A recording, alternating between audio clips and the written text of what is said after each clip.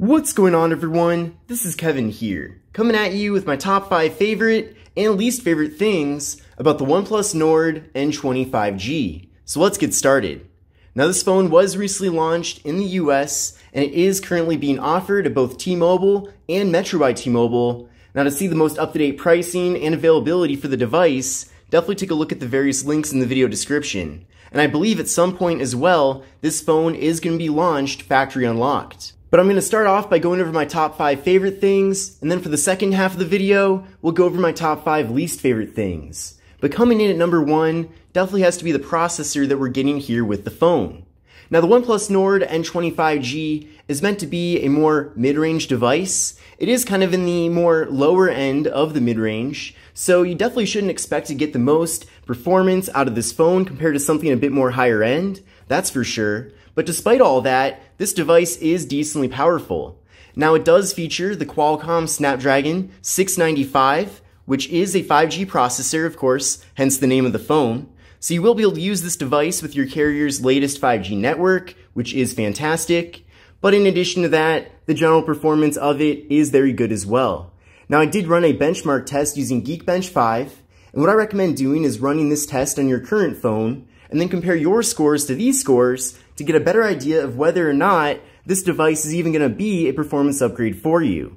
But again, from my experience, I am pretty happy with the level of performance that we're getting here, and in general, I really can't ask for much more. Now, of course, if you want the fastest phone out there, then go ahead and go for something higher end, maybe a OnePlus 10 Pro, for example, or if you want to go to another brand, the Samsung Galaxy S22 Ultra. But for a device like this one that is relatively lower end, I feel like we're getting a very good processor with the phone, and of course having 6 GB of RAM does keep things running very smoothly as well. Now, my second favorite thing about this device is the in-display fingerprint sensor. Now, this fingerprint sensor, 1, it's nice that it is built into the display, and then 2, it is very fast and responsive. Now, I've seen with other devices that have in-display fingerprint sensors, and especially for phones that are more low-end, the in-display fingerprint sensor doesn't always work that well. But in this situation, it's extremely fast. So I'm really happy with the implementation that we're getting here for OnePlus, and in general, I really can't ask for it to be any better than it is. In some ways, it's actually a bit more responsive than the fingerprint sensor that's built into the display on the Pixel 6 Pro.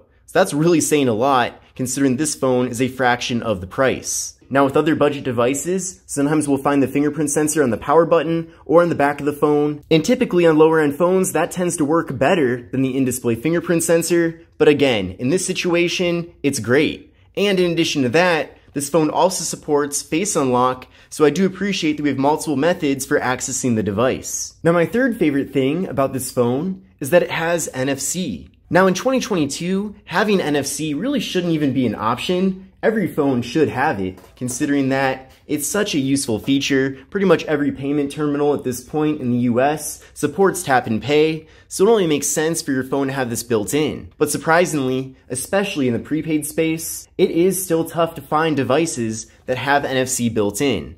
Now, of course, higher end $1,000 smartphones always have it, and all the iPhones have it as well. But for example, many of the lower end Motorola devices and some lower end OnePlus phones as well don't have NFC. So the fact that we are getting that here with the OnePlus Nord N20 5G is certainly a great thing, and I hope that they continue to offer more and more phones in the lower end that do have this feature. Now, my fourth favorite thing about this device is that we do have a 3.5mm headphone jack.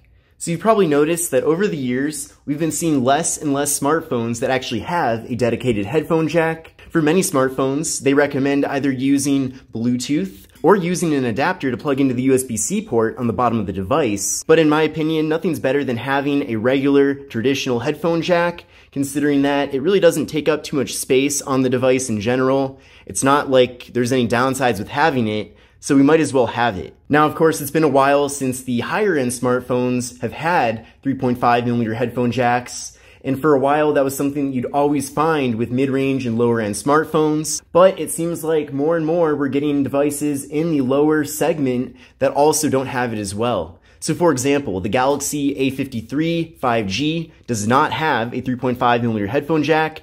Now that phone is slightly upmarket compared to this one, but at the same time, the gap between this device and that device is not too much. So it really wouldn't surprise me that in a year from now or so, we'll start not seeing 3.5mm headphone jacks on really any new device that is launched. So if you want a brand new phone in 2022 with a headphone jack like this one, then the Nord N20G might be one of the last options available. And then coming in at number 5 definitely has to be the display that we're getting here with the phone. Now there's a lot of great things about this display, but my favorite part about it is that it's AMOLED. We haven't seen too many devices in the lower mid-range that have AMOLED displays, so I'm glad that we're getting that here with this device. And in addition to that, it's 1080p, so everything is nice and crisp and clear here. And I also appreciate that we have a hole punch for the front-facing camera. Now, unfortunately, we have a little bit of a thicker bottom bezel, but all the other bezels are very slim. So in general, not only do we have a great-looking display with excellent viewing angles, but it gives us a really nice, immersive experience when viewing content on the device.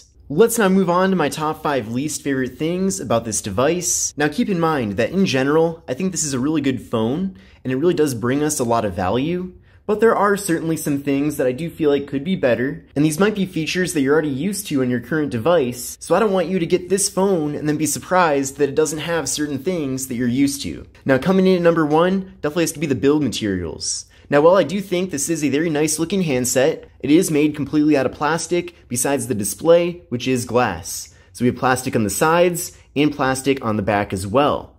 Now, thankfully though, the phone doesn't feel cheap necessarily, but at the same time, I could see the plastic picking up quite a few scratches throughout the lifespan of the phone. So if you do want to pair this up with a case, then I definitely do think that is a pretty good idea. I definitely do like the finish though on the back of the device. I like that it doesn't pick up too many fingerprints. And in general, this phone does look a lot more premium than it actually is. Now coming in at number 2 is that there is no ultra wide angle camera with this phone. Now there is a triple camera setup on the back, but we have a 64 megapixel main camera, a 2 megapixel depth sensing camera, and a 2 megapixel macro camera for close-up images. But I'm definitely a big fan of having an ultra-wide camera, especially if I'm outside and I want to take a picture of a large building or just scenery and nature in general. It definitely is nice being able to use the ultra-wide camera to kind of change things up a little bit. Now my third least favorite thing about this device is that there is no wireless charging. Now wireless charging is another feature that you typically would expect with a phone that is more expensive than this one,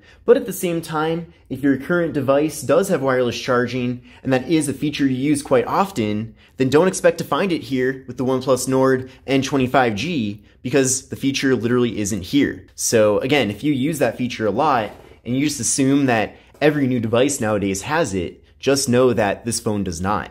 And I know for me at least, any device I have that does have wireless charging, I do tend to use that feature pretty often. It is very convenient just being able to throw your phone on a wireless charging pad and just let it charge. Then my fourth least favorite thing about this device is that it doesn't have a refresh rate any higher than 60 Hz. Now a 60 Hz refresh rate has been pretty much the norm for every smartphone up until a few years ago, and in the last couple of years, we've seen higher end smartphones have 120 Hz, and we're even seeing mid-range devices nowadays that have 90 Hz, and even some of those also have 120 Hz. So the fact that there is just 60 Hz for the refresh rate with this device is a bit disappointing, considering that it is a bit more of a higher end device compared to some of the lowest end offerings out there. So it would have been great if it had a 90 Hz refresh rate for sure, if not 120, but at the same time, it's not an issue that is such a big deal that I would necessarily avoid getting this device. It's just a feature that if another device has it, that does give it an advantage over this phone. And then coming in at number 5 for my top 5 least favorite things about this phone, that definitely has to be that there is no 4K video recording.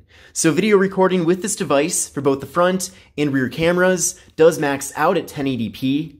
Now, many people might think that that's totally fine, which, yeah, in general, you can survive with just 1080p for the cameras on this device. But nowadays, more and more people have 4K TVs in their living room or elsewhere in their home. But it'd definitely be nice to take video with this phone and then being able to put it on my TV at the full resolution. And also, going into the future, if you really want to future-proof the video that you're taking, in the sense that, who knows, in 20, 30 years, you want to show these various memories on your TV or wherever else, it would definitely be nice to have it be in at least a decent resolution compared to 1080p. So For me personally, all of my videos that I upload are in 1080p. I definitely don't think that it's always necessary to have 4K, but at the same time, at least having that ability is a nice thing to have. So maybe for the next generation of this device, it would be great if we could get 4K video recording. But of course, for now, I do think that you can at least get by with 1080p. But if your current device has 4K video recording, that's something that you're used to using, then just know that you're not getting that here with the Nord N25G. But this concludes my list of my top 5 favorite